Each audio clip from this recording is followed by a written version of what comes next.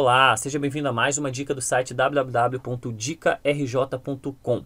E dando continuidade à nossa série de dicas voltadas para as provas da Microsoft, nós já temos aqui a primeira questão voltada para o exame 70740. Vocês já podem observar que a questão ela está totalmente em português. Isso já é possível você fazer, sim, a prova totalmente em português. Lembrando que a tradução nem sempre será, enfim, fidedigna, tá? E quando eu falo isso, para quem já fez prova, sabe realmente, para quem já fez prova em português, que muitas das vezes a tradução da Microsoft, ela realmente não fica tão perfeita, tá? Mas realmente já ajuda bastante para quem ainda não domina muito bem a linguagem, ou seja, não domina muito bem o inglês, tá? Mas lá você também terá a opção de girar a pergunta para o inglês e observar realmente como é a pergunta em inglês, caso você fique na dúvida, tá? Eu costumo até citar um exemplo bem interessante para Nested Virtualization, ou seja, ele traduz como virtualização aninhada, tá, na prova. Então é bom, é interessante você ficar realmente acompanhando isso, você ter realmente isso daí em mente, muitas das vezes olhar ali a tradução, que é bem a tradução, aquela literária do Google, tá? Então a gente não tem muito aquela tradução fidedigna realmente do nosso português, tá? PTBR Brasil. Então vamos lá, já na nossa primeira pergunta nós temos aqui um servidor chamado Server1 que executa o Windows Server 2016. A função Hyper-V foi instalada, tá, nesse servidor, no nosso Server 1. No Server 1 a gente planeja criar uma máquina virtual chamada VM1. Você precisa garantir que você possa iniciar a VM1 da rede. Então pessoal, antes da gente terminar aqui a questão, o que ele está querendo aqui? Essa aqui seria basicamente essa frase, seria realmente a solução do nosso problema. Ele quer garantir que a VM1 possa ser inicializada da rede, tá, pessoal? E aí, sendo inicializada da rede, ou seja, ele quer na verdade dar um boot nessa máquina virtual através da rede. E aí, boot em máquina através de rede, a gente lembra obviamente da inicialização PXE. Tá, que obviamente PXE, só para relembrar, ele é um padrão de boot remoto, tá, desenvolvido pela própria Intel, ou seja, que na verdade isso daí traduzindo, né, isso só para poder mostrar um pouquinho para vocês como funciona a inicialização PXE, ele é justamente um pequeno software que é gravado na ROM da placa de rede que vai permitir que o PC, ou seja, a máquina, ela dê um boot através da rede, tá? Então, óbvio, quando você está lendo uma questão voltada para a prova da Microsoft, você tem que observar, você tem que ler com bastante calma, tá? Óbvio que eu vou passar também uma série de dicas voltadas também para a prova. Para quem já é meu aluno já sabe que eu já passo realmente essas dicas para quem vai fazer a prova, tá?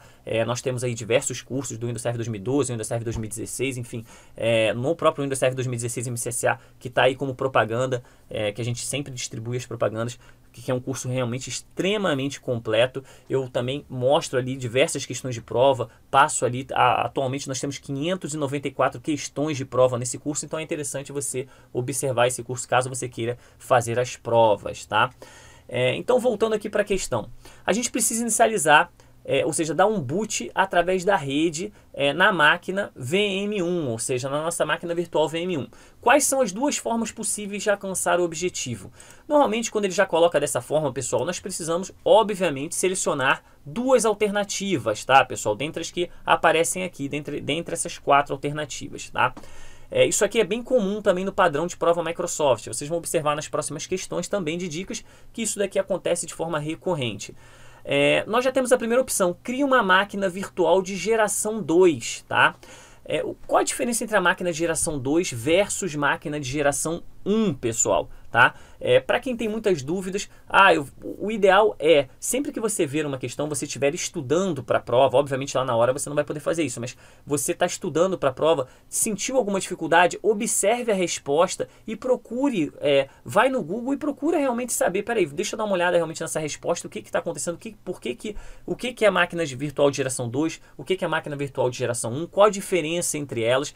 Para deixar aqui muito claro, eu já até peguei aqui direto aqui no próprio site, aqui na parte de docs aqui da Microsoft, nós já temos até aqui, se você fizer uma pesquisa de um minuto, você já descobre como posso inicializar a máquina virtual. E você já percebe que máquina virtual de geração 1 e de geração 2, a inicialização PXE, usando um adaptador de rede padrão, ou seja, a máquina de geração 1 não é possível, enquanto a máquina de geração 2 ela já é possível você inicializar com simplesmente adicionando um adaptador de rede padrão. Enquanto, se você estiver utilizando uma máquina de geração 1, você vai precisar utilizar um adaptador de rede herdado, ok, pessoal? Eu vou mostrar isso na prática para ficar um pouquinho mais fácil, para poder já responder essa pergunta.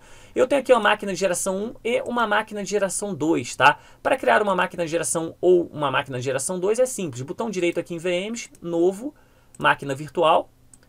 Você vai digitar aqui, por exemplo, eu vou botar aqui, ó, VM geração 1. Vou dar aqui um avançar. Já aparece aqui, ó, geração 1 ou geração 2. Eu vou escolher a geração 1, até porque tem diferença, tá, pessoal? Vou utilizar a memória dinâmica. Não vou conectar, tá, no meu switch aqui virtual, tá? Vou deixar aqui sem conexão. Simplesmente será uma máquina de teste, só para mostrar para vocês, tá? Já aparece aqui a VM de geração 1 e vou criar agora a VM de geração 2, até para poder mostrar a diferença, inclusive na opção de novo hardware, quando a gente for criar, tá? Então vou digitar aqui VM geração 2. Vou selecionar aqui geração 2, vou dar uma avançada aqui até o final. O famoso Next, Next, Finish. E está aqui já geração 1 versus geração 2, tá? Para mostrar a diferença. Se eu clicar com o botão direito aqui e for em configurações, você vai observar o seguinte, aqui em adicionar hardware, ele aparece aqui para mim adaptador de rede herdado. Enquanto, se eu for nas configurações daqui da geração 2, você já vai observar que não aparece aqui o adaptador de rede herdado. Por quê? Porque ele já é o adaptador de rede padrão, já é possível dar boot pela rede, tá, pessoal? Logo, aqui a geração 1, eu tenho que adicionar manualmente um adaptador de rede herdado, tá? Para que eu consiga dar boot. Óbvio que eu vou ter que, sim, me conectar, tá, pessoal, ao meu computador virtual, ao meu switch virtual. Vou ter que escolher aqui uma determinada, né, conexão aqui específica. Óbvio, você já vai ter que pré-configurar isso daí no seu Hyper-V, tá?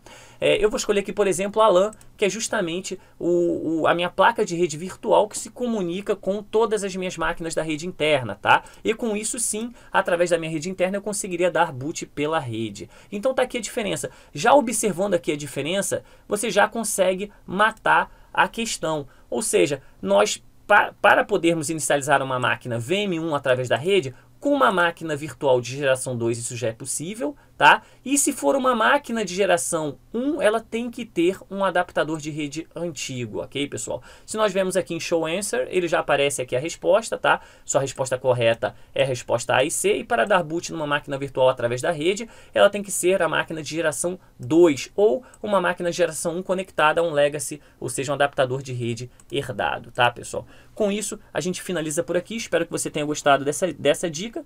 Mais dicas virão, ok, pessoal? Um abraço e até a próxima.